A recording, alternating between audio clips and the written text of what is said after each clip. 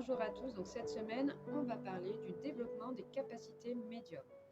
Voilà, surtout quand on débute, quand on commence à avoir des ressentis, il se passe quelque chose un petit peu fou en soi, c'est qu'on a envie de tout voir de suite ou d'entendre, etc. Ça, c'est un phénomène qui est tout à fait normal, puisque très humain, hein, c'est-à-dire que notre mental, lui, il a besoin de quelque chose de palpable, de toucher du doigt, de pouvoir se dire que qu'on n'est pas fou. Donc, on a besoin d'avoir du résultat et donc un résultat visuel surtout ou de façon d'entendre ou alors la clairaudience. Mais encore la clairaudience, c'est pareil, hein, donc souvent on se dit: «Bah, c'est moi qui me parle, c'est moi qui m'invente des histoires», alors que la clairvoyance, c'est quelque chose qui est inné, c'est quelque chose dont on se sert chaque jour dans notre vie matérielle depuis l'enfance donc pour regarder ce qu'il y a en face de nous, regarder si c'est un danger, et cetera. Ce qui nous permet aussi de se mouvoir dans l'espace. Donc forcément, dès le début, on veut absolument développer la clairvoyance. Pour autant, c'est pas aussi simple que ça, parce que déjà, quand on veut développer la clairvoyance, ce qu'il faut comprendre, c'est que on ne va pas voir forcément comme on voit de façon humaine à l'intérieur de nous comme on a l'habitude de voir avec nos yeux. On va voir d'une façon différente. Ça peut se matérialiser par diverses manières, hein, comme la visualisation, voir des images dans sa tête, voir des choses en transparence, voir des couleurs. Ça va vraiment dépendre aussi de chacun. Donc, qu'est-ce que je voulais vous dire par rapport à ça? Je voulais vous dire de ne pas vous presser à absolument tout vouloir voir, regarder, contrôler. Ce qui est quand même très, très important, ça va être déjà de développer en premier lieu son ressenti naturel. Son ressenti naturel, il est en nous. Donc c'est vraiment quelque chose qui est porté par notre âme. Il y en a qui parlent aussi de la glande pinéale, je suis assez d'accord avec ça aussi, hein, qui est reliée donc au troisième œil. Pour autant, c'est déjà à travers soi qu'on va avoir des ressentis. Les intuitions sont naturelles chez nous, les êtres humains.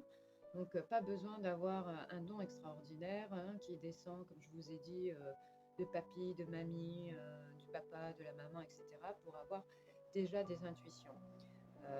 Des choses très simples, hein, comme des fois une situation qu'on sait que ça va mal se passer à l'avance, on l'avait ressenti, mais voilà, on n'a pas voulu y croire. Et pourtant, après, on se dit, ah, mais je l'avais senti, hein, que ça allait mal se passer. Et des fois aussi, on ressent, bien sûr, quand ça va bien se passer. Mais ça, on y porte quand même moins attention, c'est moins frappant puisque c'est toujours des choses positives. Nous, l'être humain, on va plutôt être attentif à ce qui se passe de négatif, en fait. Voilà, donc tout ça pour vous dire que déjà, apprendre à ressentir est réellement le premier pas pour développer ses capacités médium. Donc ressentir, c'est tout un état d'être, c'est réussir à capter le moment où là, on a une intuition. Le relever, y prêter attention et derrière, regarder ce qui se produit. Donc, ce n'est pas juger ce qui est en train de se passer à l'instant, mais c'est être dans un certain lâcher-prise. Des intuitions, on en a chaque jour. Donc, premièrement, la première chose à faire, c'est de se fier à ça. De se fier à ça, mais aussi derrière, quand même, de le vérifier. Parce qu'en réalité, on ne peut pas évoluer si on ne vérifie pas des ressentis. Si on n'a pas quelque chose de palpable derrière, tout de même, pour se dire: «OK, mon ressenti était bon», et cetera, et cetera. Le travailler, c'est aussi déjà faire un état des lieux. C'est savoir faire la différence entre des inquiétudes profondes, des peurs, des angoisses et un réel ressenti, surtout quand c'est dans des situations négatives. Quand c'est dans des, bonnes situations, en général, on ne s'y trompe pas, ça coule de source, ça coule tout seul, mais ça aussi, il est important de le noter, de le regarder et de se rappeler: «OK, je l'avais bien senti là et effectivement tout s'est bien passé comme je l'avais ressenti». C'est peut-être un petit peu flou tout ce que je vous raconte, hein, mais encore une fois, c'est des choses qui ne peuvent pas forcément s'expliquer à fond. Moi, je peux vous parler de mon mécanisme de ressenti, mais pour autant, peut-être qu'il ne va pas parler à tout le monde. En réalité, tout se passe de façon, énergétique. C'est-à-dire que les énergies portent, des mémoires en elles, hein, des mémoires et parfois des messages, hein, du monde subtil, hein, du monde invisible et donc c'est déjà commencer à s'entraîner à ressentir une énergie. Une énergie qui descend, hein, du chakra coronal et qui s'installe ici jusque sous le plexus, jusque jusqu'à notre âme en fait, hein, qui est dans la capacité de réellement nous permettre de ressentir dans tout notre corps cette énergie qui circule vraiment sans essayer de la contrôler en fait, hein, puisque bah, c'est comme la conduite, hein. Au début, on fait attention au rétroviseur, on regarde, on réfléchit à quand passer la vitesse, quand est-ce qu'il faut appuyer sur l'embrayage, etc. Et pour autant, bah, après, les choses, on les fait de façon mécanique. Avec l'énergie, c'est un petit peu pareil en fait. C'est s'entraîner à ressentir l'énergie déjà, circuler en soi. Et après, ce schéma-là, de toute façon, on le fait déjà tout seul. Donc en fait, quand on capte un ressenti, on capte une énergie du moment aussi. Une énergie du moment qui va nous permettre de savoir comment interpréter cette énergie finalement. Donc l'intuition est une interprétation des choses, hein, une interprétation énergétique, je dirais. Voilà, donc pour cela, ben, moi je fonctionne comme ça, hein, je ressens ici, à l'intérieur de mon être entier, qu'est-ce qui se passe. C'est pas dans ma tête seulement. Donc ma tête, évidemment, hein, mon intellect, il va venir interagir, hein, mon mental. Le cerveau, bah, il est partie prenante de notre corps, hein, donc on en a besoin pour ressentir qu'est-ce que ça nous fait dans l'être, hein. Si cette sensation est négative, elle est positive. Si c'est plutôt neutre, euh, peu importe. Quoi qu'il en soit, le mental, il doit aussi travailler de pair avec tout ça. Et pour ça, il faut être dans un certain lâcher-prise et comprendre que réellement, il faut ressentir ici ce qui se passe. Tout se passe ici finalement. Donc, quand on a une intuition dans la vie de tous les jours, ben, ça se passe là aussi, sauf qu'on ne s'en rend pas compte.